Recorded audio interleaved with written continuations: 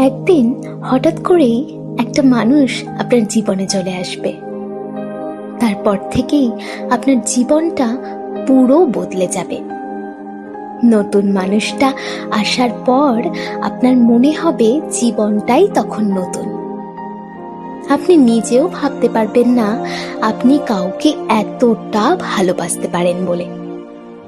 আপনি হঠাৎ করেই কেয়ারিং হয়ে উঠবেন, দায়িত্ব নিতে শিখে যাবেন, অন্যকে কিভাবে ভালো রাখতে হবে সেই চেষ্টা করে যাবেন। অন্যের পছন্দগুলো কত সহজেই নিজের পছন্দ বানিয়ে ফেলবেন। একগুঁয়ে জেদি স্বভাব ছেড়ে আপনি মানিয়ে নিতে শিখে যাবেন। সকালের মিঠে রোদ আপনাকে হাসাবে, পূর্ণিমার চাঁদ আপনাকে প্রেমে মাতাবে।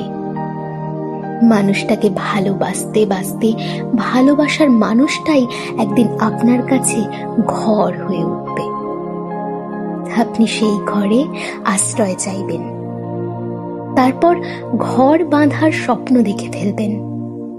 বুঝতে পারবেন মানুষটা এসেছে বলেই জীবন এত ঝকঝকে, এত রঙিন। এরপরেই আপনার জীবনে ঘটবে সব থেকে আশ্চর্য সুন্দর ঘটনাটি, যাকে বলে টুইস্ট। আপনার সব অপেক্ষার অবসান হবে। যে মানুষটাকে ঘর ভেবে ঘর বাঁধার পরিকল্পনা করলেন, সে মানুষটার মনেও তখন ঘর বাঁধার স্বপ্ন। তার মনেও তৈরি হয়েছে একটা ঘর। সে ঘরে রয়েছে সুন্দর একটি মানুষ, একদম তার নিজের মতো। সেই মানুষটা কি বলুন তো? কি ভাবছেন? ভাবছেন আপনি? অন্য কেউ। খুব সহজেই আপনাকে জানিয়ে দেবে, আমি তোমাকে ভালোবাসি না। কত সহজেই আপনার সাথে না থাকার বাহানা করবে, ঝুড়ি ঝুড়ি মিথ্যে বলবে। আপনি ভাবতেই পারবেন না কি সুন্দরভাবে বদলে যাবে সবকিছু। আপনি কল্পনাও করতে পারবেন না। আপনি তখন সব থেকে বেশি আশ্চর্য হয়ে যাবেন।